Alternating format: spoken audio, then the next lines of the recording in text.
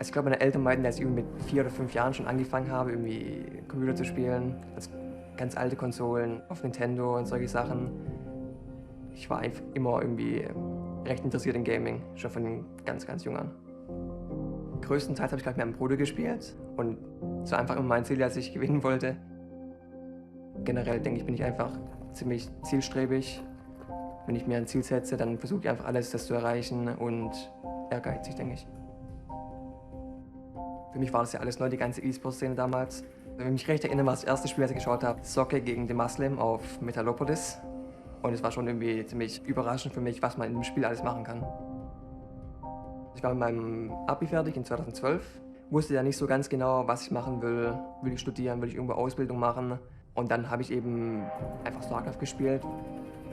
Irgendwann war ich dann auf einem Level, wo ich einmal so kleinere Cups gewonnen habe. Und irgendwann kam dann eben ein Team auf mich zu. So hat es angefangen. In 2014 habe ich die EPS eigentlich ziemlich dominiert. 3-mal ins Finale gekommen, konnte 2-mal gewinnen. Und das hat mir damals extrem geholfen. Gerade in den ersten 2 Jahren oder so habe ich immer mega viel Druck gemacht, weil ich eben wusste, dass es wirklich gut war. Wenn man so viel trainiert, dann ist es immer ziemlich schade, wenn man dann underperformt. Tobias ist beim Spiel angespannt, aber er ist sehr fokussiert auf das, was er macht, und er will das dann auch durchziehen. Also ich hätte ihm das früher nie zugetraut. Also ich bewundere ihn da wirklich, auch die Interviews, und also ich bin immer ganz fasziniert von ihm, wie er das macht. Meine Eltern waren schon von Anfang an immer, wenn ich ein gutes Event hatte, haben mich angerufen, oder Tante und so weiter, oder Cousins sind mittlerweile ziemlich dabei auch und schauen jedes Match an und sind eben einfach wirklich happy, wenn ich irgendwie eine gute Leistung bringe.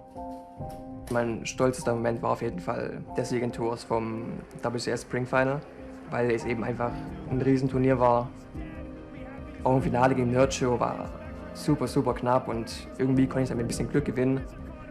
Und ich weiß auch nicht, ich war einfach mega happy in dem Moment und ich konnte eigentlich keinen klaren Gedanken fassen. Gerade bei der WCS, als mein Bruder gespielt hat und im Finale war, da saßen wir eben alle auf dem Sofa, haben mit Herzklopfen zugeschaut und wir waren alle ziemlich angespannt. Wir haben uns unwahrscheinlich gefreut, dass er das geschafft hat, wo er jetzt die ganze Zeit darauf hinarbeitet. Wenn ich dann sehe, wie er schnell arbeiten muss, wie anstrengend es ist, wenn er dann zwischen den Bildschirmen hin und her schaltet. Das ist, also ich habe echt Respekt vor ihm, wie er das kann. Ich habe schon immer Videospiele gemacht und von daher ist es eigentlich ein Traumjob für mich. Und generell, ich meine, ich kenne so viele Leute aus verschiedenen Ländern mittlerweile. Also ich trainiere fast den ganzen Tag und alles, was ich mache, ist irgendwie nur dazu da, um besser StarCraft zu spielen. StarCraft 2 ist mittlerweile eigentlich mein ganzes Leben.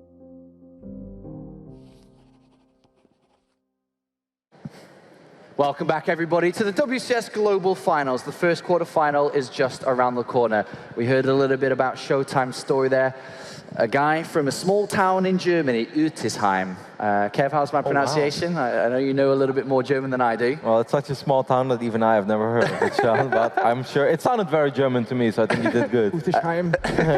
ShoWTimE's had an interesting year, I'd like to say here, because he started up the year as one of the Protosses that was rising to the top of the European scene, and he has taken that spot. Yep, I mean, he got unlucky, right, at the first big season championships. In the very first round, he went up against Nurture. A lot of people said, that's so wrong, that could have been the final. Well, this time, those people were right, because in season 2, you know, that awesome tournament in Tours, DreamHack, that's where it actually was the final, because Nurture and ShoWTimE were on opposite sides of the bracket. And Sean, that was one of my favorite finals of the year. That first game, it looked like we were watching an animation trailer. It's like Nidus, Run By, Hydra, Lurkers. It was so cool. And that's when I think ShoWTimE should have been arrested for theft, because Nurture looked unbeatable in that tournament. And everyone was like, Nurture, Nurture, Nurture. And then ShoWTimE just silently came in. Great finals, but wins. And I was about to say, Dan, that's when he really started to impress you, I think. I mean, he'd obviously been a name that you knew about, but when he played that finals against Nurture, and things only got better and better as we've moved to where we are now. I had Nurture-shaped glasses on for that tournament, as Jeff was saying. You know, it was just like every game Nurture played, I'm like, this guy's a Codes Zerg, this guy's one of the best Zergs in the world for sure. It was so obvious in his clean play, and then to have ShoWTimE pull that out, and he's continued those great results throughout the year. And I mean, we talked about him quite a bit in the pre-show, where it's like, this is the guy that looks the best right now. He had the cleanest games. He destroyed multiple Korean champions. And here he is as a top seed going into this round of 8. But there is always a but, Sean. And what's that but, Kev? And that's the fact we haven't seen his Protoss versus Zerg yet. And he even tweeted himself, I think it was last night, they were actually having some pretty fun banter, all the Europeans among each other. He's like, yeah, it's fantastic that I'm in the quarterfinals, but this is actually going to be my toughest challenge so far, and nobody will believe that. But in some ways it is like that, as you know, not too long ago, ShoWTimE went up against Elazer in a WESG qualifier, offline, $3,000 on the line in Ukraine. 3-0 Elazer. I've watched the games again as well. I was testing them back then, and the game, it was an interesting best of 5 because 3-0 can go play out in so many ways, right? It can be a brutal beatdown, or it can be like, I don't think you had to lose this game, and I really don't think you had to lose that game. And that's kind of the series it was, but 3-0 is still 3-0. So I mean, that leads nicely into Elazer, who isn't really a player that you look at the WCS Global Finals, because he did come in a player that if everyone had been in the tournament, he wasn't meant to play here. He came in because of the switch up with the rankings, and he's a player that you don't look at and say, well, yeah, he's going to get top 8, he's going to get top 4, he's going to win the tournament. Something happened with Elazer. There's some Buddha belly that he rubbed. There's some magical fairy that visited him at night. I don't know, because he came in on a, like, he's swapped in. He's a replacement player. In his group, everyone's like, well, I can see you taking last for sure. Himself saying that, makes it out of his group. And who does he get of these other 7 guys that he could face? Not one of the 2 Terrans that would easily swat him, but the guy he already 3-0'd 2 weeks prior. It's like, you're on the sickest run of luck right now. Go buy a lottery ticket. But also, he deserves it. He beats Nurchio, one of his old nemesis that have stopped him as a fellow countryman from getting more prestige and more accolades. And he also overcomes Solar, a GSL champion. Like, these are good results. They are incredible. I think we, rightfully so, aren't looking too much at him versus TY, and we're thankful that we're not seeing that in the round of 8, because that'd be a bad. I mean, his results are impressive, but are they not a little bit polarized here, because they are only against Zerg opponents so far in the tournament? Yeah, I mean, he's only played Zergs in the tournament because that's what he's been up against. But we know that his ZVP is extremely good, and you know, I think that this is, like, we have to take ShoWTimE's word for it that this is his hardest match. And it's funny because we keep talking about the crazy champions he beat, but once we saw how he beat him, it's like, oh yeah, I guess your 2 other matchups are so good that this is probably your hardest match, because your PvZ can't be as good as your PvP and your PvT. You know, that would be impossible. Yeah. But like Elazer also, like, I was talking to some of the pro gamers out back that were practicing, and I heard some rumors of Elazer practicing against some top Korean Protosses and them quitting after being 2-0'd. You know what's crazy too, on that point? In a weird way, for the first time, there's actually pressure on Elazer. Kevin was talking about this yesterday while we were doing rehearsals, but it's like, with every other match, he's like, all right, if I lose here, everyone understands. I'm just happy to be here for the free trip. But now all of a sudden he's like, wait, it's the round of 8 and I have a very beatable opponent for me? Oh my God, I have to do it now. And that's actually a weird form of pressure. If he was facing like a Dark or, you know, Zest or something, he'd be like, okay, if I lose here, that's what everyone expects. But against ShoWTimE, there's a lot of people that know the scene that are saying, actually, Elazer, you should probably win this. Yep, after he advanced from his group, he was obviously on cloud 9, he was all smiles, and I was talking with him a little bit. This was before the bracket drawing, and he's like, Roddy, if I avoid a Terran, he's like, I really think I can make top 4. I was like, well, mate, you actually can't run into a Terran because TY is in your group, and you're a 2nd place finisher, just like Beyond. And he looks at me, he's like, really? I was like, yeah. He's like, oh my God, like his face just like, he was already smiling and he just like went into overgear smile. He was nothing but smile. So there is a little bit of pressure in him, even though a lot of people that will probably look at this tournament and be like, I mean, that's fantastic. You made it to the final 8, the WCS Global Playoffs. No, that's not fantastic right now. Like if you're this close, you want more. And he knows that he's capable of more right now. All right, let's get some predictions going then. So who's going to be the first semi-finalist? Start with the WCS Global Finals 2016. TY. No? Okay. No. Okay, this is a really hard one, I think, because I just can't be surprised anymore with how well ShoWTimE will play. So maybe he'll just crush Elazer, and I'll be like, okay, yeah, cool. But from what I've been hearing in that back room and what I've seen of Elazer, I think he actually can pull it out. Although I think no matter what, it'll be close, like a 3-1 or a 3-2. That's pretty close. I think I'm leaning towards a 3-2 for ShoWTimE this time, just because I think ShoWTimE got a lot of momentum from that amazing group stage, and I think that the stars will align for the German Protoss to get the job done this time, but this is a very, very tough match for him. The just diehard StarCraft fan in me really, like, I'm super proud and happy for Elazer, and it's really cool, but the prospect of him facing a Terran in the finals and it being as one-sided as we saw in group stage has me terrified of a bad BlizzCon final. So I want ShoWTimE to win, but I actually have to agree with Kevin, or Dan, excuse me. I think it actually is Elazer's time to go into the round of 4. I can see it. All right, well, thank you very much, gentlemen. I hope you're ready at home. I hope you're ready here at BlizzCon as well, because the first quarterfinal is coming up.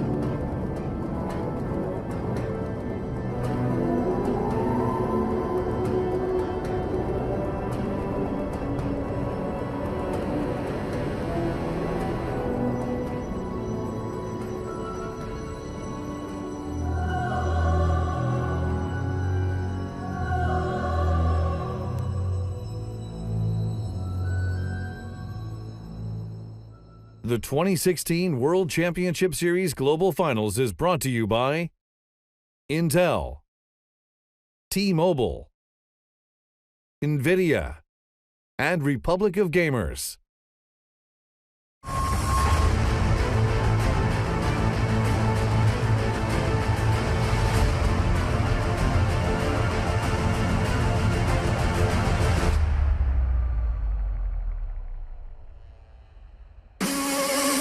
Welcome back, everybody, to the WCS Global Finals. It is finally time to introduce the players for our first quarterfinal match of the day.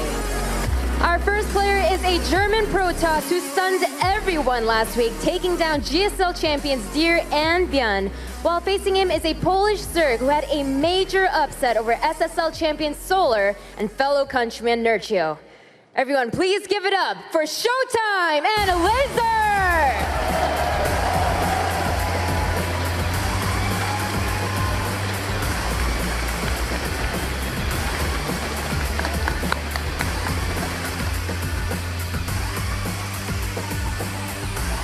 15-year-old Maynard.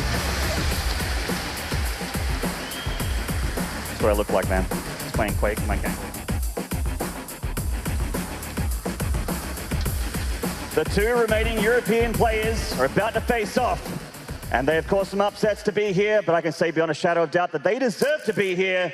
Ladies and gentlemen, fans around the world watching from home, all of you out there in the BlizzCon arena, welcome back to the WCS Global Finals!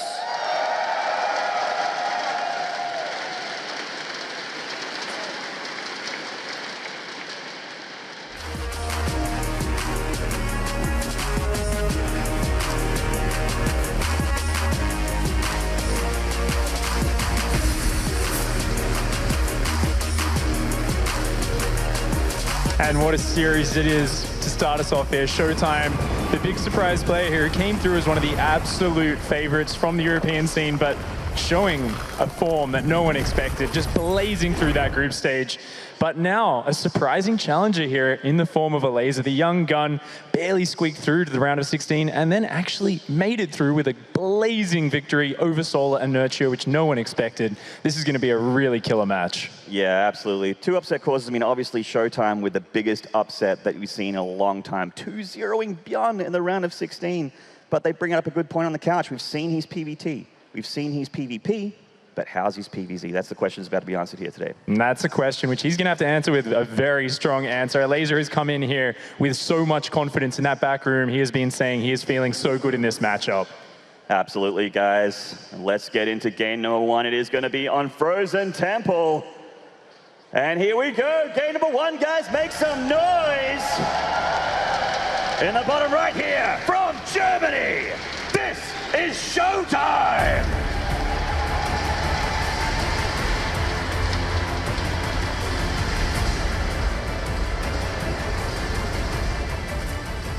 And in the top left, hailing from Poland, make some noise for Elazer!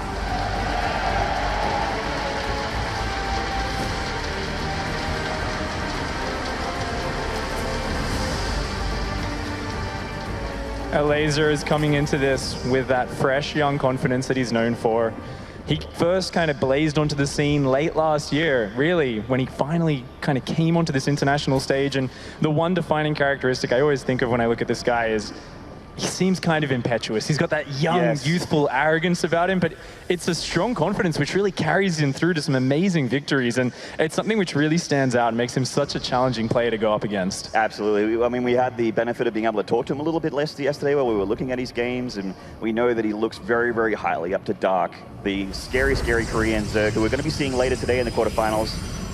He loves that multi-prong harassment. He loves Ling Bane dropping. He loves just being all in the face of ShoWTimE. And ShoWTimE is that Protoss that takes after Rain. He has that macro, safe style, double forge. He likes to go for the late game. He likes to get as much income into the very, very late game, tier 3 units. But I have a feeling that Elazer is going to try and stop him from getting anywhere near that. And you know what, we've already seen Elazer showing this very unique style he's been doing recently. He loves to go for that fast gas and pool opening before expanding. Really, his entire style cuts a lot of economy to get out a lot of, map control with the early Zergling speed. He gets the Overlord speed almost every game. He's got like really great scouting, but he doesn't have that large an economy. So really his style is based around just shutting down anything the Protoss player can do to make him uncomfortable. And whilst a lot of Zergs would be uncomfortable with this having less drones out, Elazer just then looks to explode into that mid-game. As you said, Baneling drops all over the place, Zerglings running into the mineral lines. And even Elazer himself, I was talking to him, I was saying, how do you feel a Protoss player should play against your style? And he said, well, technically, if they just defend really well, I think they can hold on, but no one's defending well. He's like, man, I just feel so good. I do not lose this matchup right now. Yeah, and actually back in the day, like not too long ago, they faced off in the WESG European qualifiers, and of course we know the story. Elazer getting a 3-0 victory over ShoWTimE there, but he did mention that he does play a lot differently these days to back then. Yeah, Elazer has really evolved as a player, but so has ShoWTimE. ShoWTimE has been changing up his style a lot lately, showing a lot of Phoenix play in the past, but there's been a big meta shift away from that. What I really want to see out of ShoWTimE here today against Elazer's style is a lot of those DT pressure into that Archon, double Archon Warp Prism pressure. That harassment has just been absolutely destroying Zerg players. It's kind of like risk-free, harassment damage using that ranged pickup on the Warp Prism, and I'd really love to see for him to go for that fast Dark Shrine and Robotics in the next couple minutes. Yeah, I'm kind of expecting it, really, just assuming that there's going to be one shortly. You see that the Elazer does have to get this Overlord speed, seeing what's going on. He's getting a good look in ShoWTimE's main here, seeing what's being dropped. Obviously no critical tech just yet, but you bring up a great point about the Prism Archon drop that's in the PvZ meta right now. It's one of those things that's incredibly hard to stop, but if you stop it, you're left with a situation where you're so far ahead as the Zerg. Absolutely, and ShoWTimE here, it's an uncomfortable feeling being this guy who's got these Overlords just seeing everything you do. There are absolutely no secrets here. Elazer sees exactly what's going on, so ShoWTimE has to be rock solid. And on the other side, ShoWTimE, he doesn't get that much vision, just due to the nature of Protoss in this early stage. He's got to try and use these Adept Shades to get a little bit of vision. He has no idea if Elazer's going to throw a huge attack at him or not. Yeah, he's checking that grass every few seconds, and fair enough too, because we know that Elazer does like to have some units on standby, and we see that with the Evo Chamber going down, and also the Baneling Nest going down, he is ready. He has the tech to be able to start drop play. Can't see any Zerglings across the map just yet. He's starting up production a little bit, and that's a very fast melee upgrade, so no roaches whatsoever. It's going to be a lot of the Ling Bane focus here. I mean, Adepts do very well versus Ling Bane in small numbers. They just can't let the Banelings connect on them when they're all clumped up. ShoWTimE's going to come in here and start poking around, but looks like Elazer's very well prepared for that. Yeah, he's not going to finish that shade up into the third there of Elazer. He's got a lot of Zergs and Banelings there. Does not want to engage that. Could go terribly for ShoWTimE. Obviously losing his Adepts. Going to put him in a pretty terrible spot in the early games. He tries to get his third Nexus up here. And that's just about to finish here, and there's that robotics facility that we expected to see. Overlord getting one more look in here. Twilight counts just at the back as well. And this is really smart from ShoWTimE. 2 Stalkers in the main base. We're talking about those Ling Baneling drops. He's just going to leave those in the main base to shut down any drops. And look, Elazer's already splitting off Zerglings to get ready for some counterattacks. Actually, a lot of Zerglings making their way across the map, looking like he's going to maybe try and find some damage behind that. He is droning up, trying to catch up in that worker count. As so far, ShoWTimE, he hasn't done any damage, but he's ahead in workers. He's playing a very strong economic style with that fast third base. Yeah, and apart from the Overlords, oh, nice catch here with the Zerglings of Elazer. Those adepts are going down. They're not shading away. So that's a nice little pick off there. Not critical, but a nice little bit of damage. He's taking his 4th hatchery here on the other side. So, yeah, still no drop play or anything yet, but we see that the first Dropper Lord is morphing here, just to the north of the 3rd.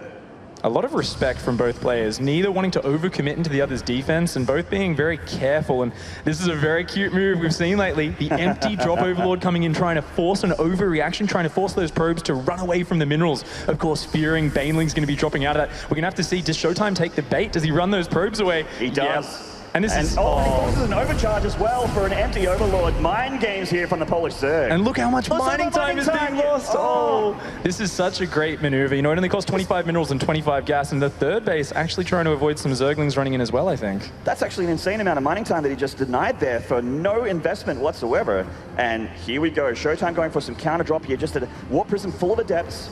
He sees the 4th hatchery. Could put some pressure on here if he decides. Could go for some deeper and juicier territory, though.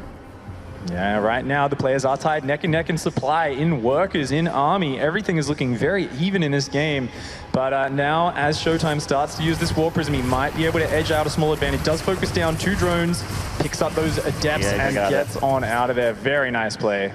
Indeed, the Baneling's coming up to join the party a little bit late as well. These Queens looking to shut down the Prism, do some damage as they fly past this 4th hatchery here. He can't afford to lose that. That's, just barely gets out of there, but he's going to have to leave a few of those depths behind, potentially. Yeah, they're in a spot of bother. The Prism comes back, but the Queen's just out of range there. Does live with 12 shields and 11 health, and that's a hot pickup there for ShoWTimE. These little adjustments from Elazer, you know, he plays just a little bit Queen heavier because he never wants to build that Spire. He doesn't want to waste money on Mutalisks. He really wants to focus on just Ling, Bane, lots of workers, and some Ravagers in the mix. So having a few Queens there to shut down that Warp Prism really helps make his economy a lot more safe and more comfortable. But ShoWTimE continues to poke in here. Yeah, he was doing this WESG games, just sending 2 adepts every now and then, just into a drone line, getting... That's 4 drones for 2 adepts there. It's a nice little pick up there at the 4th. And we see that Elazer has a mana Baneling there, just sort of sitting down, waiting for any kind of expansion. And a huge cluster of Zerglings here heading from the north. Something really cool on the production tab. We are seeing the Templar Archives just finished, and Plasma Shields has actually started up after +1 attack. He's going to go for a big Archon count. I think ShoWTimE might skip Storm, get a lot of Archons, and just look to overwhelm. Of course, Zerglings and Banelings not very effective against those Archons with their massive splash damage. Yeah, we saw it plenty in the round of 16, that Archon unit composition against the Zergs, because they love to go Lings and Banes with a lot of Ravagers as well, and they do so well. Banelings in the 3rd. Right there, the 3rd, getting 5 probes though. Not the hugest connections. 4 more left in this Overlord. Elazer looks like he's looking for an opening right now. He's got a big army supply lead. That is a lot of Ravagers and Zerglings, and the wall's open! The door is open, he's just knocking it. No reaction there from ShoWTimE. He's coming a little bit late to the party. The Archon's leading the charge with the Immortals in the back. Very scary there for the Ravagers. They do pull out. Oh, the Overlord gets picked up, only dropping 1 Baneling. Nice defense there for ShoWTimE, but the Natural is still under siege. ShoWTimE actually has cannons in every mineral line. He's got units warping in. Somehow he is not losing a single probe in the midst of this. Actually a fantastic defense from what looked like a horrible situation, but Zerglings dive into that 3rd, manage to catch a few probes. Elazer getting something here, but at the end of that, ShoWTimE actually stabilizes quite well. You're absolutely right. That was wow, this is a bold morph right in front of ShoWTimE's face. But yeah, he'll be picking those off. Those Zealots, easy peasy, lemon squeezy. See you later, Banelings. But yeah, you're absolutely right. That was a huge investment there from Elazer during that attack, and only getting a cluster of probes there, not a big deal. This is nice though, going to deny that 4th once more, and Elazer is up on 4 bases. He can easily secure a 5th behind this, and as we see in Legacy of the Void, the minerals mine out quite a bit faster. So as time goes on, if ShoWTimE can't secure that 4th base, his economy is starting to dip. We're seeing that in that minerals down in the bottom of your screen. You can see 1,000 more minerals a minute right now for Elazer, which means he can just pump out masses of Ling Bane. The longer this goes without ShoWTimE getting a 4th, the more it is going to rely on just one big Archon push, and he's going to have no follow-up behind that. He's been ahead on a base for a while, and here's the Darkspell, setting some Banelings in while pressuring with the army. Most of the army here down at that 4th Nexus trying to secure it. Meanwhile, he's wanting some Banelings in, but this is a bold move here from Elazer. ShoWTimE looks like he has enough. Oh, actually getting 5 probes there. Didn't expect that. I thought he was going to get all of them. Yeah, good reaction, though, by ShoWTimE to be so quick on this. These constant run-bys from Elazer are really putting the pressure on it. Look at this cute corrosive bile harassment, just picking away at the pylons, picking away at the Nexus. It's actually only one set of biles away from going down. And that's making things very uncomfortable for ShoWTimE. But look at ShoWTIME's supply. He's getting close to max. He's got +1 shields finished on those Archons. His Archon count is getting out of control right now. And once he's maxed out on those, Elazer has no Hive tech. He's only just started the Hive and the Spy out. There's no Ultralisks, there's no Broodlords for a long time in this game. The harassment's been going a lot better for ShoWTimE than for Elazer in this game. He hasn't got that critical harassment that he's been charging ahead with so well with his Baneling run-bys in his games. But ShoWTIME's just locked down real tight here. He hasn't got an opening for the Polar Zerg. This Port Prism, again, is in a low spot, and this time with a lot less hit points. Yeah, Lazer's really committed strongly to this mid-game, but as you said there, Maynard, he hasn't found the damage yet, and that ShoWTimE has just been running a masterclass on defense here. Cannons in every mineral line, his army pre-spread up here to minimize the effect of Banelings, zoning out these Ravages, and I think ShoWTIME's almost ready to start pushing as well. I mean, that's a big Zerg army, but look at that number of Archons, Maynard. Whoa, man. That's a lot of Archons there. We've got 11 on the dance floor right now, and they are ready to tank those Zerglings and Banelings.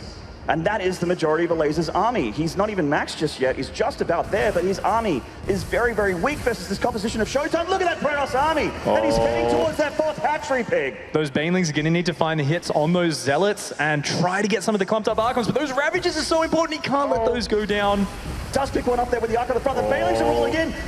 ShoWTimE hasn't split his army too well here. He's actually just taking so many Banelings. Gosh, those Archons just do not die. They ignore those Banelings. There's still more left, though. Elazer has so many units. Almost all the Archons are gone, and there's still Banelings left over. Elazer, is he actually managing to hold on? Reinforcements here. The defender's advantage for the Zerg. Coming in clutch and cleaning up those Archons. Will the Zerglings and the Ravages do the rest? It looks like they will. The deflecting ShoWTimE for now. The hatchery lives. A big trade there for Elazer. Up 50 supply. That is massive. Elazer actually manages to hang on, and with that delayed 4th base, it's so hard for ShoWTimE to reinforce now. Losing that critical mass of Archons and lacking that Storm tech that can carry him through to the later stages. Now ShoWTimE just needs to knuckle down and try to defend and hang on. Getting an Immortal there for free with those Ravages. He's going to pull them back on the creeps so they can run away. That is still a decent force. What is he doing out here? ShoWTimE! These units are out in the middle of nowhere. They need more support. The Archons are coming to reinforce, but that's a lot of Zerglings. That's a lot of Lings. They're also going to have Adrenal soon. Ravager Bars going to get locked in.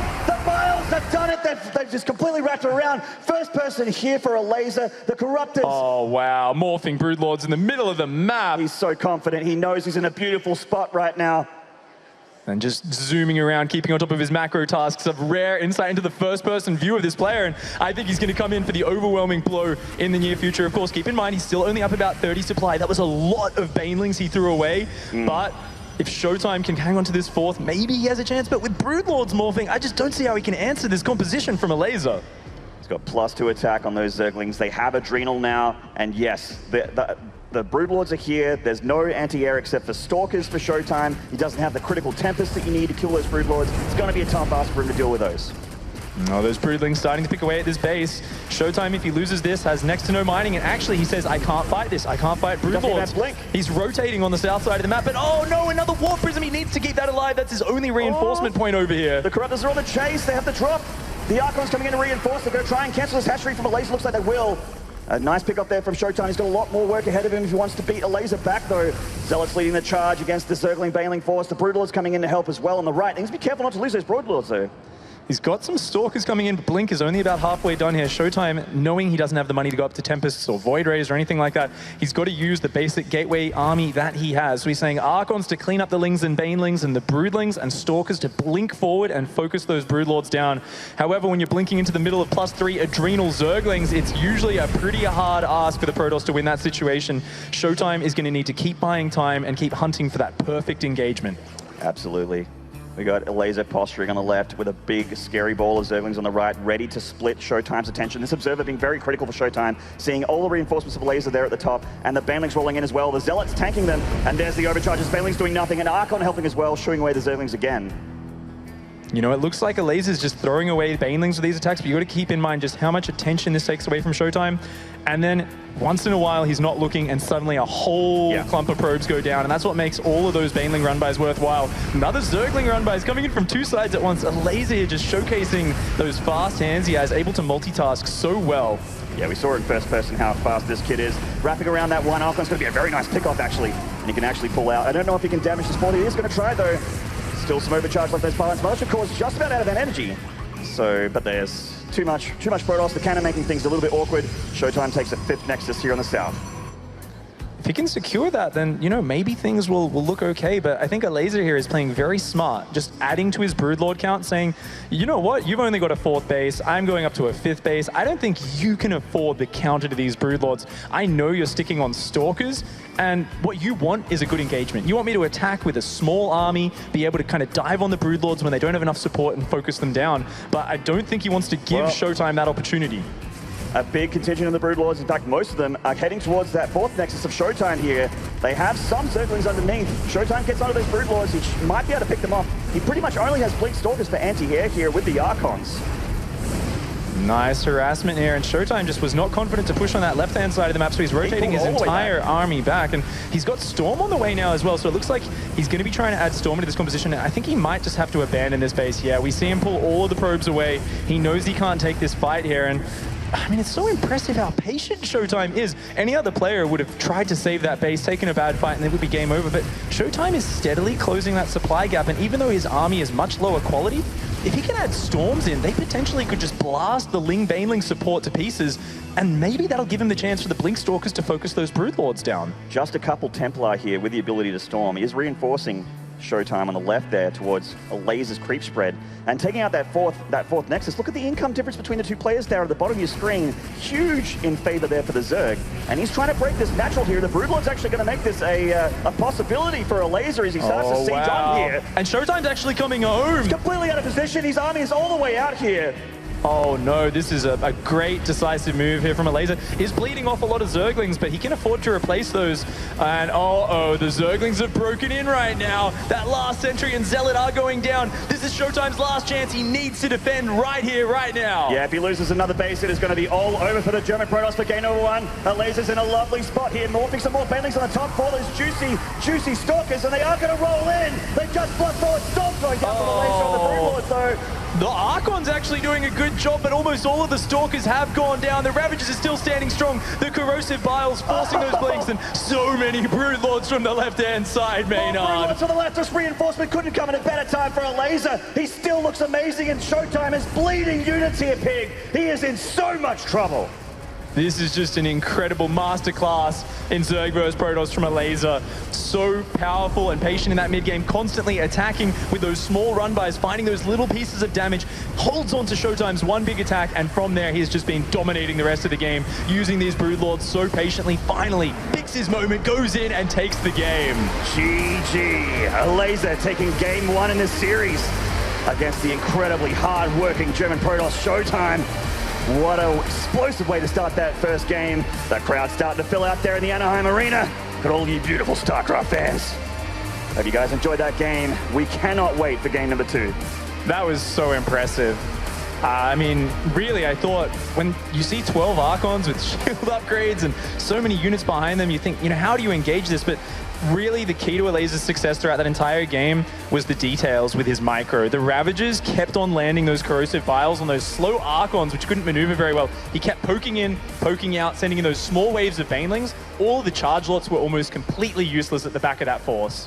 Yeah, absolutely. And, you know, when we saw in that game, you mentioned that Elazer said that he actually fears someone that can defend very, very well. That is the counter to his style. And ShoWTimE did defend very, very well, but Elazer just kept hammering him. He eventually cracked the nut, and he got right in there. And he just, I mean, if ShoWTimE can't defend and he can't manage to hold on against Elazer in these games, it's going to start looking pretty similar in game 2 and 3, I feel. You know, these sort of games do rest on a knife's edge, and if there's one thing I'd have to identify as ShoWTimE is that point where things maybe went a little bit wrong for him. It was when that natural wall didn't have a unit in it, and even though he didn't lose a lot of probes, it gave Elazer position. Remember, all those lings flooded into the main and the natural, and then he was able to deny the fourth base, and it was about 2 or 3 minutes really before ShoWTimE really stabilized and established that fourth base, and that delay might not seem like a lot, but during that whole time, he's got a lot of probes in his main, which have run out of mineral patches to mine from, probes in his natural running out of mineral patches, and that's a lot of lost income. A couple thousand more minerals and gas in there could have completely changed the outcome of that game. Yeah, Elazer really dictating the pace there. ShoWTimE trying out some harassment of his own, but not managing to get critical kills there. And he was doing such a good job for probably the first 10, 15 minutes of the game, but then when it hit that late game, those Broodlords, Elazer, I mean, he's not just an aggressive early game guy, man. We just saw him play the late game and play it extremely well. It's scary, Zerg. It's so cool when you see a player able to shift gears like that. He's just like, you know, I'm being crazy aggressive, I'm attacking, I'm counterattacking. The moment he started making Broodlords, he started to take it a bit slower. He recognized that his army kind of needs a lot of pieces to support each other. It becomes very technical. You can't just attack with a few Broodlords, and he really switched gears very well. Didn't get over-eager, and patiently closed out that advantage. Very, very well played, and definitely seeing Shadows of Dark, who we'll be seeing next in the quarterfinals as well, against the American Protoss Neeb. Such a cool couple matches to start off. Oh, dude. I feel like they're kind of reflections of each other as well. Like, you've got 2 defensive Protoss versus 2 very aggressive Zergs. One's the Korean Zerg, one's the Polish Zerg.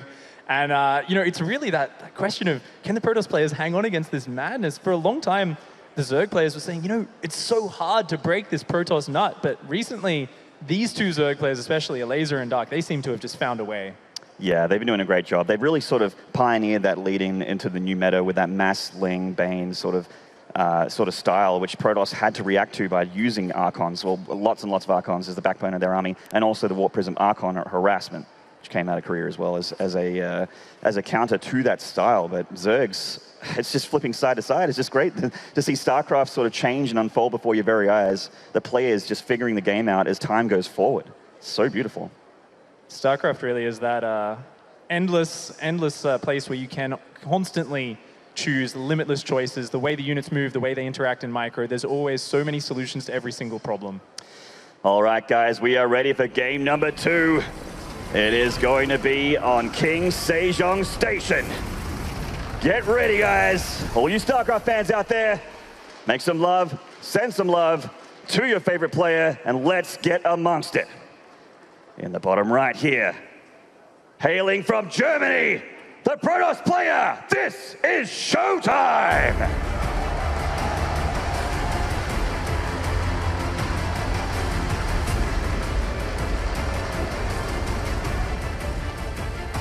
And in the top left, winning the first map of the series, this is Elazer!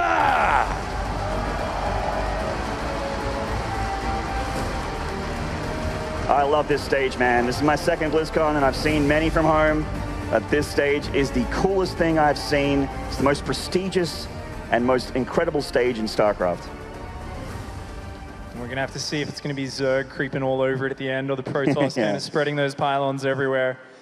And this map specifically is one which definitely has got to bring back some echoes for both of these players. This was the final game in the last tournament match they played against each other. And I think the big thing we saw there, and something ShoWTimE has been speaking publicly about, is that he used to be one of these very calm players who doesn't get excited, but recently he did have some issues where he was getting angry, he was getting a bit tilted in his games, and he was kind of losing that patience which gave him so much success before. So I really like to see him in that booth after that game 1, just looking very calm and focused. He looks like he's got everything together right now. He knows how important this match is. Now, I want to see if ShoWTimE scouted this third hatchery, well, the third hatchery location, but he did scout it. Okay, this is something that Elazer tried to pull out. Is very, very cheeky in a series we saw earlier, where he actually fakes a third hatchery and, hides a third hatchery and then goes for a big Ling Ravager all into the natural before the Protoss gets his third Nexus. It seemed like he was attempted that, but with ShoWTimE scouting it, that's going to have to change his gears a little bit. Yeah, there's still a lot of cheeky options he can throw off this, and that's part of the strength of Elazer's opening. You know, not only is it so safe getting out that fast gassing pool, having these early Zerglings to shut down the Protoss vision and really keep him in the dark, but he does have some very powerful, aggressive, all-in attacks that he can throw off this. So ShoWTimE really has to be worried constantly about what is Elazer going to choose to do in this game. And lately, Elazer's been playing very macro-oriented. He really is going for those mid to late game plays, but I mean, especially here in a best of 5 on this stage, this is the time where you do want to pull out at least one cheeky build. Yeah, and Elazer is the kid to throw out those cheeky builds as well. And ShoWTimE in position just to delay that third hatchery here for Elazer. Two Lings will sort that probe out, but he notice that dancing a little bit. Drone actually hit on top of the ramp because he didn't want the probe to see that he is going for that third. He wants to keep ShoWTimE guessing about the possibility of there being no expansion there. But ShoWTimE gets the vision, sees it is 3 base. He's got to feel quite comfortable with that, and it is going to be that standard build-up. Overlord speed on the way for Elazer, but ShoWTimE changing things up a little bit, going for quite a fast robotics after his Twilight Council. So I really think this time we're going to see that Archon drop, and that is exactly what I've been really wanting out of ShoWTimE. I feel like that's going to give him much more pressure and damage potential than the Adept pressure. Yeah, there's that Dark Shrine. Going down now, confirming that the Archon Prism harassment is about to go down, and Elazer just hasn't been able to hold any secrets from ShoWTimE. He's been scouting extremely well. That Adept Shade coming in to see that third hatchery, he knows exactly what he's up against. And Elazer, just with that Overlord, sees the front wall here, and probably seeing that robotics, knows what he's about to face.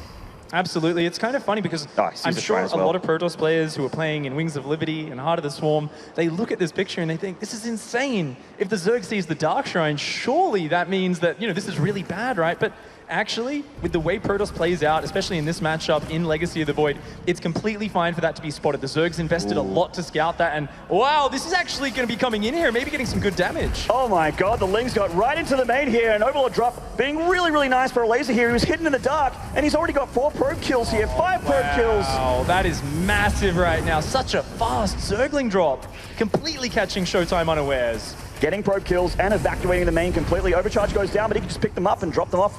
Easy. There it is. So much lost mining time. Only lost 2 Lings for 5 probes and mining time. Gosh, the mining time is massive there. That is huge, and he can just continue to dance around. He's still in the dark. Stalker out. Oh, if he's going to get even more probes, this is massive. Good pullbacks on those weakened probes from ShoWTimE, but this is just free damage for Elazer, and really, the real strength of this is the freedom. Back at home, Elazer's getting out some delayed roaches, a couple spore crawlers, but he's got a very healthy drone count. He's looking very confident. Just warping in some DTs here. There is a spore crawler for detection. Great getting hold quite position low. micro, though. Those drones blocking the Dark Templar, not letting them focus down that spore crawler. Keep in mind, there's no lair for Elazer. If he loses that detection, that spore crawler, he has no way to detect these Templar. So that is such a clutch reaction with those drones. Clean off the creep. Needs to get back into safety here. There is detection here for Elazer as well, but he needs to pull his roaches back to that spore or something. Just keep those DTs away from him. He's taking a bit of damage there. Oh, Elazer delaying this third as well. Oh. Nice play with this drop lord. A cheeky Overlord there just keeps on finding these little bits of damage, and the psychological impact of this has got to be massive. But so far, ShoWTimE staying very calm, continuing to warp in actually a 5th Dark Templar. So he's going to go for the double Archon drop as well as the DT harassment. These Zerglings continuing to force more and more APM out of him, as well as killing probes. This is an incredibly high value drop play here for Elazer. Like, it's not ending the game, but he's done great early game damage to the Protoss, and sometimes it can upset your tempo, just kind of delay things a bit, give the Zerg a bit more breathing room, like you said. And here come the Archon drops with this Prism, but the Prism has already taken so much damage. He needs to be very, very careful here. Those Archons, of course, just going to let some of their shields take damage, focus down a few of these roaches and drones. Good micro from Elazer, actually pulling back all of his hurt roaches, keeping them all alive for now. But ShoWTimE getting what damage he can get done. Does have his 3rd Nexus finally on the way. However, I've got to say Elazer definitely looking to be in the lead here. He's got his 3rd base well down. Doesn't have a crazy drone lead or anything, but spread across a lot more bases, which means he's got a much better income right now. Yeah, he's saturated. He's been mining for a little bit here. The Archon's coming into the third hatchery, natural location. Just clearing out that drone line, delaying a little mining time here for Elazer, doing some damage to the roaches as well. They're getting a low hot pick up there for ShoWTimE. Prism does get out. Oh, here's an actual full Overlord, not a fake one. Great Stalker prep from ShoWTimE, really over-preparing for these drops. This is what we loved in game 1, and actually another empty Overlord. So he's got one full Overlord on one side and an empty one in the other one, which ShoWTimE actually doesn't react to. This is one of those moments where ShoWTimE making a mistake actually works in his own favor there, and he's going to blast that down. Ooh, does survive. And his hurt Overlord coming in again. Stalker's repositioning though. ShoWTimE could potentially get a nice pick off here, and it looks like he will. That is really smart thinking from ShoWTimE. Rotates those Stalkers at the perfect time. Great star stance, realizes what he has to do, and ooh, that War Prism's very weak here. Yeah, can't stay too long. Queens did get extra range recently, got to be careful with those. Got a DT, that fifth DT coming in here, getting some drone kills. There is a Spore Caller though. That's going to be good. This DT going to pay for itself. That's actually very nice, these drone kills. This is so good for ShoWTimE. About time he found some damage as well, because Elazer has been so on top of the drop defense. But I do have to say, Elazer actually is down 10 workers right now. Even though he's been shutting down a lot of ShoWTimE's moves, ShoWTimE's defense has been splendid. Elazer invested a lot in those drops. They didn't find any damage, and somehow at the end of this, ShoWTimE just staying so calm in the midst of chaos is up 20 supply. Is indeed. Getting that wall off there for the third, very, very critical at stopping those run-bys, or at least delaying them, making them a little bit more awkward for the Zerg. This Prism's still alive, these two Archons are so hard to kill. But he is starting to do a bit of damage to these Roaches. Nice marker from both players. Oh, look at that production tab, Maynard. Swarm hosts. This is so sick. I think it was Drogo who mentioned that Elazer has actually been throwing in swarm hosts just in the mix, in practice. And this is so crazy. 5 swarm hosts coming out. This is something we almost never see now. They work so differently to how they did back in Heart of the Swarm, but they can still do a lot of damage. They're going to be able to pick away, especially on this map. He can get down on the right-hand side, throw those into the main or the natural of ShoWTimE, and really keep him pinned back. Swarm host is back, baby. Let's see what Elazer can get done with this. Used to be a siege unit, is now a fantastic harassment unit for the Zerg when used correctly. Doesn't need an upgrade to have the Flying Locust anymore. Oh, good probe. Oh, these Baneling run-bys. Always at least finding mining time. So many probes barely surviving, and look at that. ShoWTimE has got to be so freaking out right now. Like, what do you possibly analyze as this happening right now? So Bustus does. A bunch of Locusts just coming into this natural here, doing some damage, 5 probe kills, and also a Stalker kill as well. ShoWTimE has to think really fast right now. He needs to say, okay, if this is going to be happening, Swarmers throwing these free units, I need to zone them out. You can see his army's rotated to the right-hand side. He's left spotting units over there, so whenever those Swarm hosts come in, he can jump on top of them and force out that wave of Locusts early, so by the time it hits the mineral line, they've already run out, they all just disappear, they explode into little Zerg pieces, and that way he can keep on top of this. But the Ravagerling Bane combined with it might be looking for the engagement. More Locusts heading towards that natural. ShoWTimE looking a little bit more prepared for it this time. Let's have some more units here to engage those Locusts. Does blink forward, overcharging the pylon as well. The Locusts are just free units though. They are getting free damage every time they do this. More probe kills. Getting a pylon and 5 probes. That's supply lead for Elazer, looking very scary right now. More Banelings trying to work their way in. This cannon being a good hero right now, but I don't think it's going to stop the damage. They're very low hit point probes. Oh, and at the same time, Baneling drop in the main base. Elazer just hitting from every single angle. And oh, this is disastrous for ShoWTimE. He's got an Archon drop up on the third of Elazer, but I mean, he's not really, oh, actually, it's just a single DT. The Archon drop was out on top of the Swarm hosts earlier, but wasn't able to kill any of them. And Elazer here just dominating the map. And his creep spread is already nearly at that 4th Nexus for ShoWTimE here. A position he's trying to take up. Look at the units lost tab. He's just been losing so many probes in this game. More probe kills going down as well. Oh, once again, there's no Storm on the way. These Locusts just picking off so many workers right now. ShoWTimE knocked down to 49 probes. He's got his 4th base secure, but he's stuck on just Archons and Charge Lots. He's not able to do any damage with the counterattacks. These Zergling run-bys continuing to come in. Hit point probes. Easy pickings for these Zerglings. Way more probe kills going down. He's been knocked down to 45 as the 63 drones here of Elazer. Oh, and Elazer knows that he's ahead. Once again, being patient, goes for the Hive, goes for the Spire. He's going to work towards that Broodlord tech once again. And he's going to say, I'm not going to just kind of walk into your Archons in a choke point. I'm not going to give you that perfect engagement you need. ShoWTimE, you need to push me before I get those Broodlords, otherwise you're in big trouble. This is a goodbye base cluster of Banelings if he goes for that, but he is going to look for those Stalkers. Oh, pulling back here, and Elazer did not want this engagement. Unfortunately, he has to fall in there. He does get some Stalker kills, but that was a lot of gas in those Banelings. Yeah, great trade there for ShoWTimE, but at the same time, the Locusts come in, another 5, 6, 7 probes go down. Big engagement. Oh, wow, the Banelings getting the surface area. They're getting in the middle of that Protoss army. The Sentries and Stalkers starting starting to disappear. The Immortals going down, but a couple of good force fields do manage to buy ShoWTimE a little bit of time, but I think he realizes how desperate the situation is right now. He's going to try to counter push into this, but with only 4 Archons, 4 Immortals, and a couple of Gateway units, I don't think this is enough.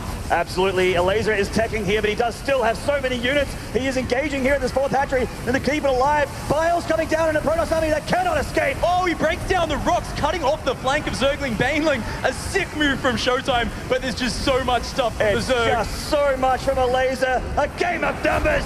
GG! And Elazer finds himself on match point. Wow.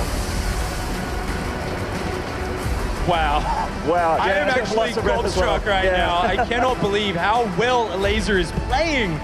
You know, Drogo was saying, he was practicing with Elazer a lot, and he was saying, some of these games, you just shake your head and you think, how do you possibly beat this Elazer style?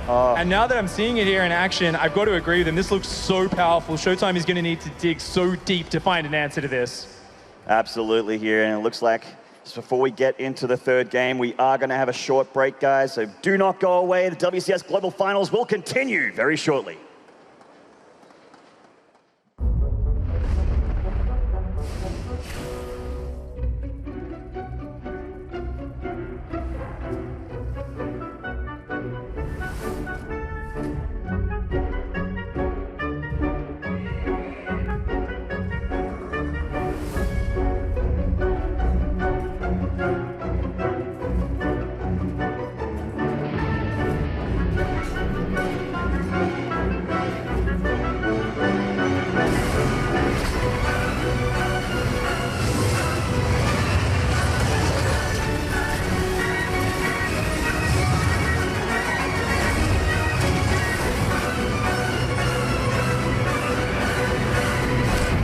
Heroes of the Storm.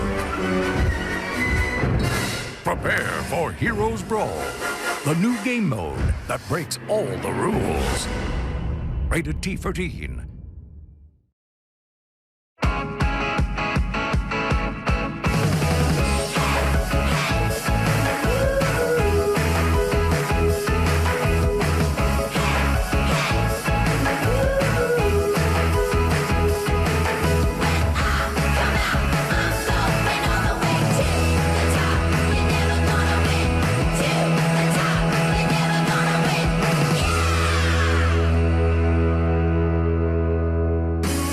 G'day guys, an all-Australian casting team coming to you from Anaheim here at the arena. The StarCraft 2's WCS Global Finals 2016. Passionate nerds from wall to wall, from the window to the wall pick. They are everywhere and they're all here to see this round of 8 unfold. Day 1 here and already with explosive start. Elazer taking the ropes, 2 games here to 0 against ShoWTimE. Such impressive play out of the young Polish Zerg. You know, we keep calling him young, but of course ShoWTimE, not that much older than him himself, but he's really rose to prominence a little bit earlier than Elazer. And if you think of these 2 guys, ShoWTimE, he won a WCS Circuit Championship this year in Tours. He's absolutely made so many semifinals, so many good opponents that he's just trounced. Elazer, on the other hand, he's had a lot of top 8s, he's had a lot of good performances, but it really feels like he has just ascended to a new level here at BlizzCon. And he had the points to get here on the day. Both these players have worked so hard this year, and it's great to see it pay off here. But who will continue and get into that semi-final against possibly Neeb or Dark? What a scary semi-final there for whoever wins this series. ShoWTimE could come back, guys. And if you want to see it happen, you better make some noise, because we are getting into game number 3, and it is on Galactic Process.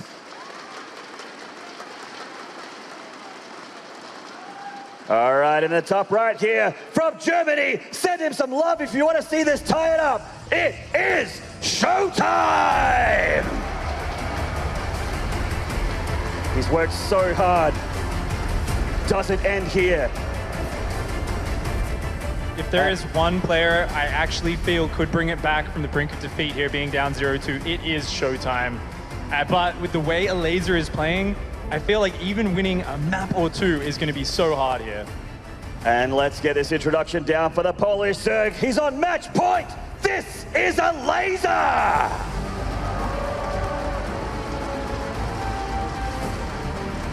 And you bring up a good point, man. He is He's got a mountain to climb, Polish mountain to climb. It is going to be tough. Oh, yeah. It just seems like he's just, as Tastes would say, he's downloaded it.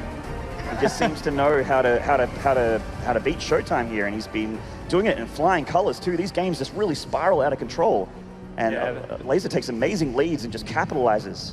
That Zergling drop early on last game, really just putting the ball in Elazer's court, and he never let go of it from there. ShoWTimE, he's so good at defending once these bad situations happen, but I feel like he's got to stop it happening in the first place. With Elazer and the way he is playing right now, his form is just too good. You can't let him sneak in a Zergling drop like that. You've got to be on top of everything for the first 5 or 6 minutes.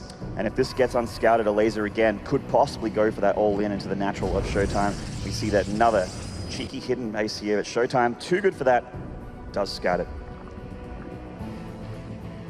And this is one of those hard moments as a pro gamer.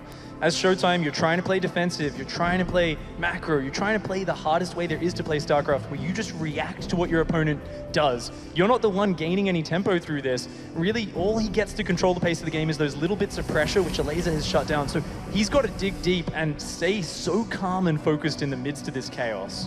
Keeping this probe out here, ShoWTimE, it's making me question what he's up to. This Ling is looking for proxy pylons or any proxy tech whatsoever, patrolling that ramp, see if that probe comes back. Cybercore is done. Just looks like standard Protoss for now. Elazer getting speed back at home, just playing a regular ZVP, but there's that Stargate right under the Overlord. Yep, once again, ShoWTimE saying, I know you're going to get Overlord speed every game. I do not care about hiding my tech at all. Being very safe with that first wall off, with the Nexus, and then having the further forward wall off for the frontal defense once he takes the third.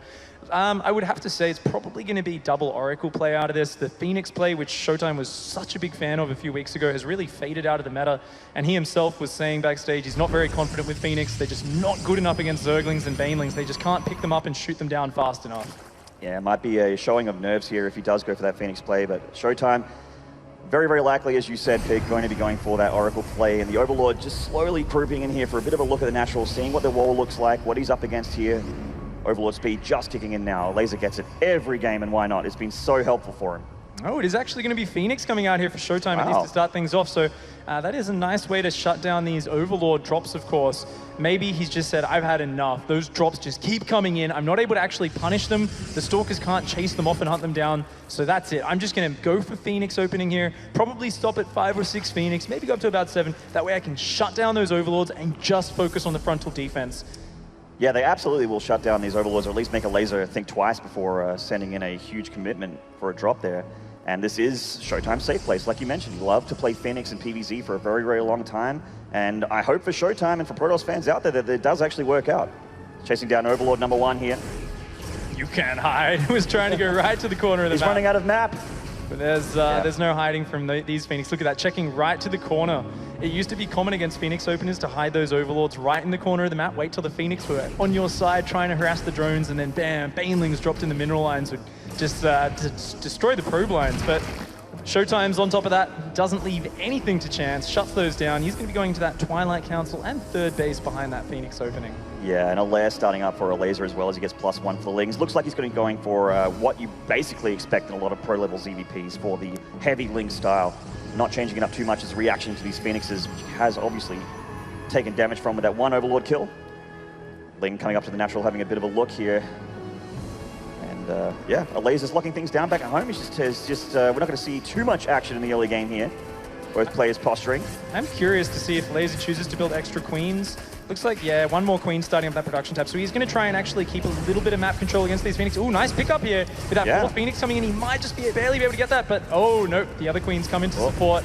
And a wasted lift there for ShoWTimE. A very good defense to start things off for Elazer. Yeah, only losing 2 drones there. That is damaged, but like you said, it could have been way worse there. Losing that queen would have been very, very horrible in the early game. It's a lot of his injections there. Oh, ShoWTimE switching gears here. No more macro. This is something ShoWTimE is so good at doing, is just throwing down a lot of gateways and going for a bigger depth pressure to punish a greedy Zerg opponent. Funnily enough, there's actually 2 Baneling nests on that production tab from Elazer. It's a bit of a mistake, as well as a Hydralisk Den. And you know what? Hydras and Zerglings are not good against. It is masses of Adepts walking to your base. He's just going to warp in a couple of big rounds of Adepts, launch an attack in there and try to just wipe out Elazer. The real answer for Elazer, though, is having Banelings ready. If he spots this in time, gets some Banelings out, he might be able to hold on. Otherwise, Hydras and Zerglings popping when there's already Adepts in your base, you're not going to have a good time. Yeah, and you definitely won't have the numbers either, as you've invested already all your lava into the Banelings. We've got the Phoenixes coming in here. Again, a little bit more harassment on this gas, pulling some drones there. 3 damage for ShoWTimE there.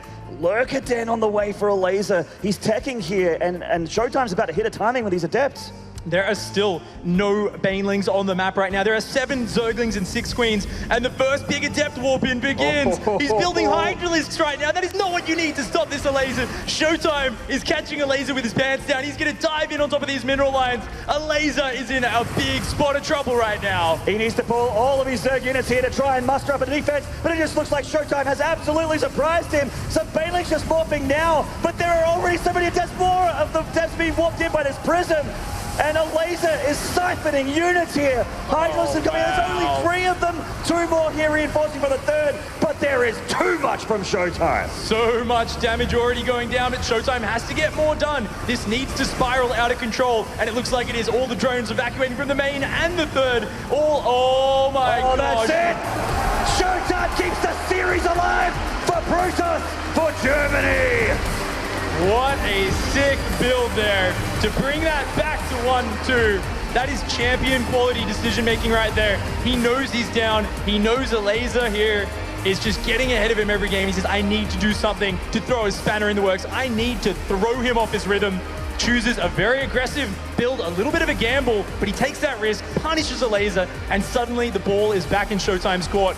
He has a chance to bring it back in this series. Nothing excites me more than when a player is 2 down in a best of 5, switches gears, and it works. And all of a sudden, you just don't know. You're feeling so confident that they're the guy that's up 2-0. Everyone probably watching at home here in the arena is like, Elazer's got this, man. He's been walking all over ShoWTimE in game 1 and game 2. Absolutely not. ShoWTimE is surprising nerds worldwide here, switching it up with a bit of aggression there on a Galactic Process. Elazer did have a little bit of that Adept trauma on his face, but it looks like it's starting to fade off now. He's regaining his calm composure. And he did go for a little bit of a kind of gambly response, I guess you could say. A very greedy response is the best way to describe that. He was like, you know what, you're going Phoenix? I'm just going to rush to Lurkers, have almost no units, just drone up really hard, because you're ShoWTimE, you just defend. I'm going to just hit you with this really surprising Lurker attack. You know, of course, the Adepts come in, he's not prepared, drops a map, but he can just shake that off and say, all right, let's go back to my more solid game plan. If he goes Phoenix again, let's play a little bit safer next time. Let's scout a little bit more with those overlords around the edges of the map. Well, that's actually a point I was just about to bring up. Those Phoenixes were the answer there for ShoWTimE. His tech went out unscouted, those gateways went down without a single clue there from Elazer, and you could see it in his play. He was teching for Lurker tech. He was trying to get to that next level, and ShoWTimE hit in that awkward position where you're spending all of your money on getting that next stage in your game plan, and you have no units. What perfect decision-making there from ShoWTimE. He's going to need more of that because the next map is going to be a very dicey one. It's going to be very exciting, Maynard. That's right. It is going to be an interesting game here. We're going on to Dasan Station for game number 4, guys. Oh, that stage just gets me wiggly and jiggly every time, Pig. I love it. Now let's get amongst it, guys. Time to introduce these players in the bottom right here. This is ShoWTimE!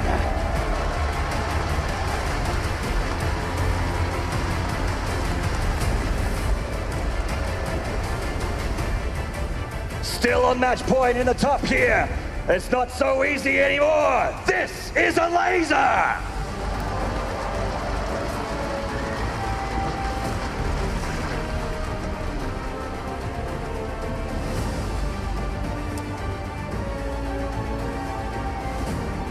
Gears might have shifted in last game. We might have seen ShoWTimE change things up.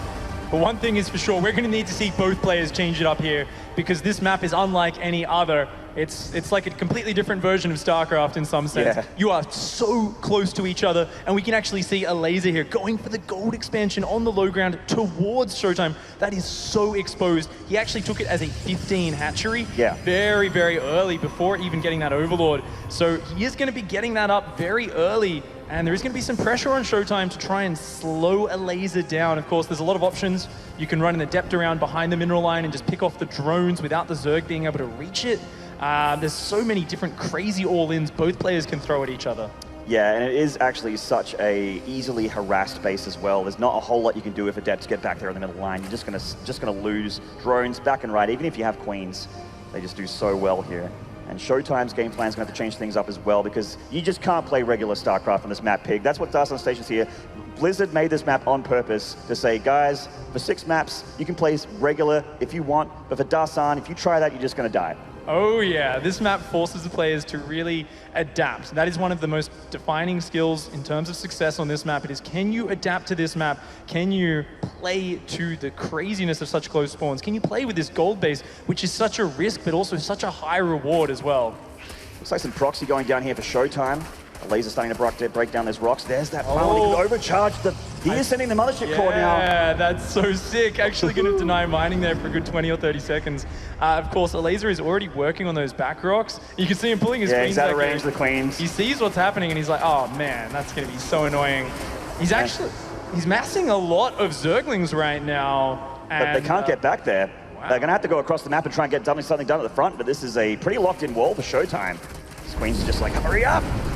Ooh, one drone does go down. Good pull from Elazer, doesn't lose any more, but he's going to lose a lot of mining time while he waits for that overcharge to run out. But this is a lot of Zerglings. Zergling speed's almost done. Overlord speed is on the way as well. Good, yeah, nice pile and morph. He's going to lose the Adept, but a lot of Zerglings will go down in order to get that kill.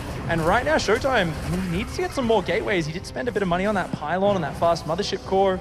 And right now, Elazer, he's just not building workers. He's just going all in.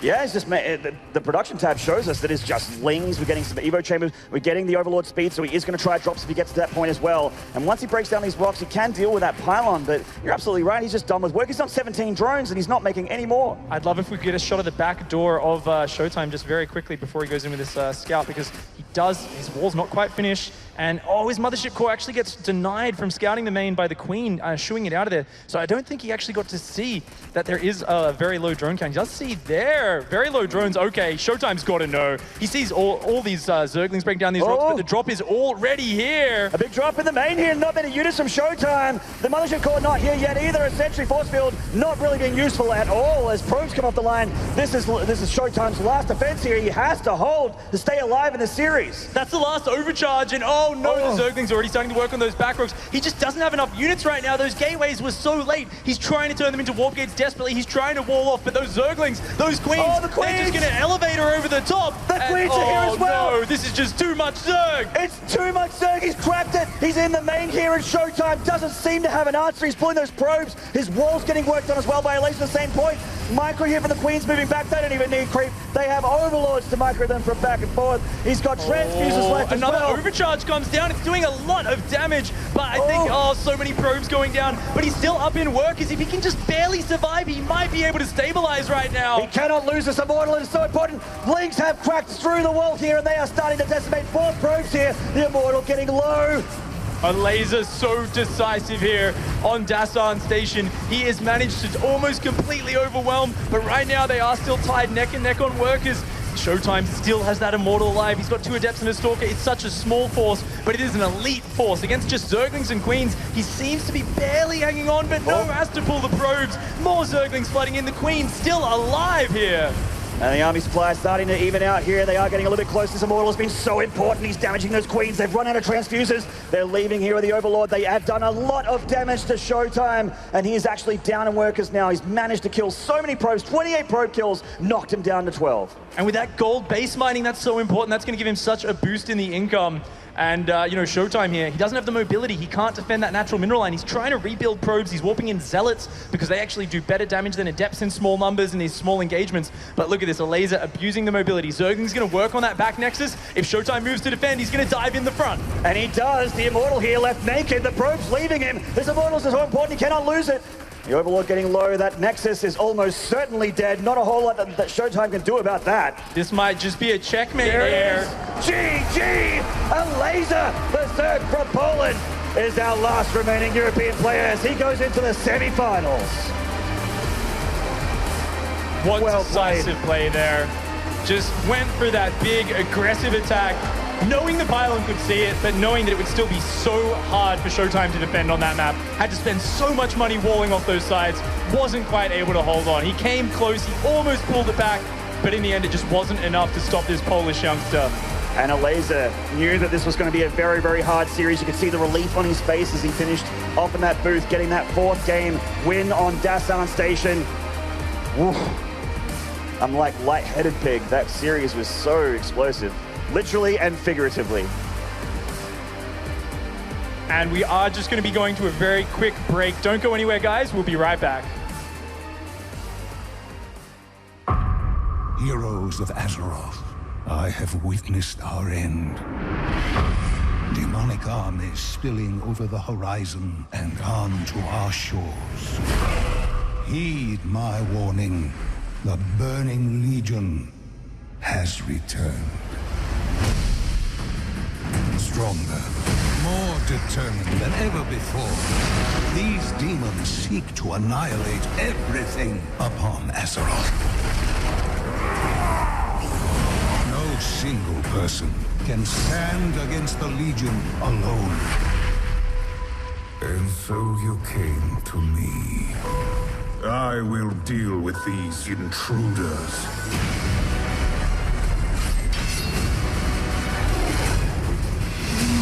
No, she wouldn't. I knew we couldn't trust her! In the end, death claims us all. The Legion cannot be stopped. Our time is short. Now go. But remember, should you fail, all worlds will burn.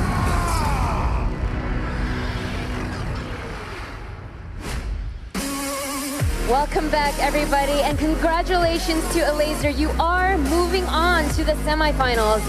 I mean, Elazer, at the beginning of this tournament, people looked at you and they said, you know, he might be the biggest underdog at this tournament, but you proved them wrong. You just took down the WCS Spring Champion. You are on to the top 4 here. What is going on in your head?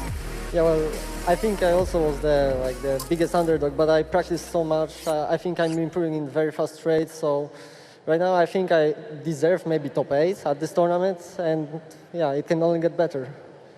Well, you're not just top 8, you are now top 4. So speaking of preparation, I was sitting backstage with both Drogo and Neeb, and they spoke at how well you played when they played those custom games with you. Let's just talk about those Swarm hosts, because that's a unit that I think a lot of people have not seen for a long time. So is that something you just specifically prepared for that map? Yeah, exactly. All the Swarm hosts are really bad in my opinion, but on this map they are actually very useful, because the natural base is like positioned like this, so Swarm hosts cannot be defended pretty much, unless you go for maybe Stargate, maybe Oracles, but without Stargate you cannot really defend them. So they are very good on this map. And just speaking to the series overall, obviously ShoWTimE is a player that has proven himself this year. He's shown himself on that big stage. Because of his maybe experience, did that make you a little bit nervous going up against him? Not really. I think my ZVP is my best matchup, by far best matchup. I practiced it way more than ZVT or ZVZ. So I was really confident in this matchup, and if I get Neeb, I will be also confident. So yeah, speaking of the next matchup, it is either going to be Neeb or Dark. Now Neeb, as you just mentioned, he is a Kespa Cup champion. Dark, on the other hand, is an SSL champion, so you have to pick your poisons there. Who do you think will move forward? I think it's going to be Dark, but it's going to be really close. And I don't really mind who I'm going to get, actually. I think ZVZ, yeah, I'm quite good at it, and ZVP, I'm also quite good at it. All right, well, congratulations again, Elazer. And with that, your first WCS Global Final semi-finalist will be Elazer. Thank you very much, Smix, and congratulations to Elazer. A big victory there as he moves through as the first player in the top 4 of the 2016 WCS Global Finals. The story tale continues for Elazer, another round forward. And it was in dominant fashion. Those first 2 games in particular were just, it was the Elazer show. It was like, wow, holy cow, ShoWTimE's getting outclassed tremendously.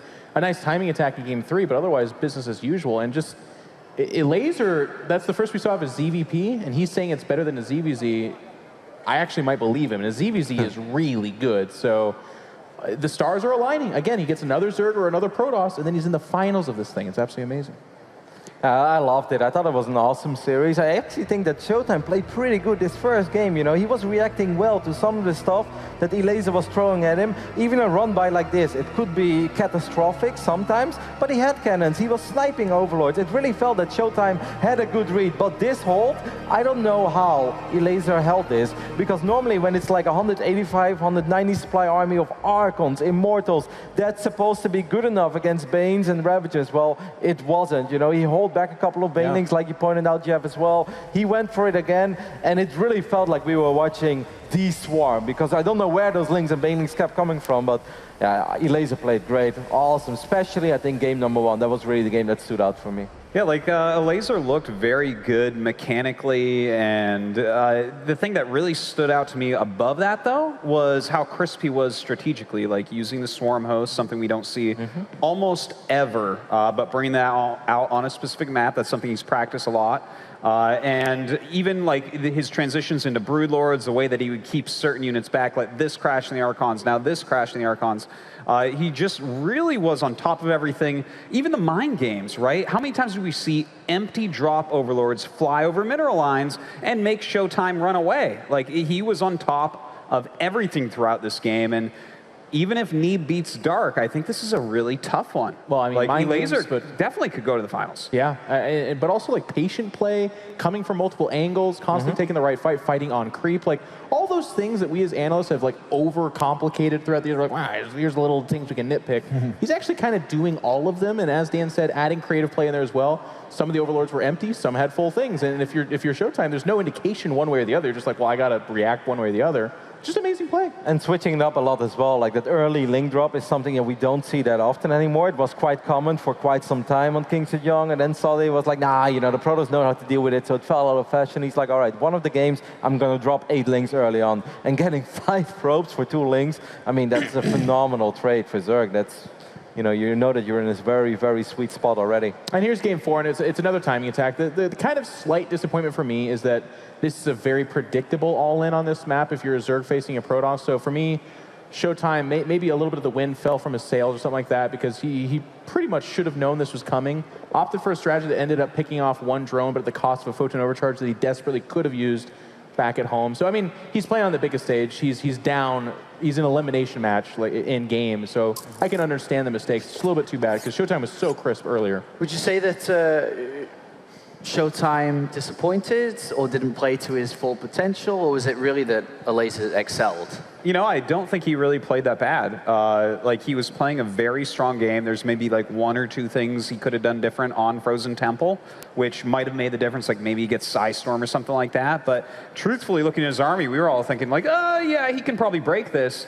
And then he just couldn't quite do it. So I'm not really that disappointed in ShoWTimE. It was still a good showing. I think what it is Elazer is just so good at this matchup that what can you expect?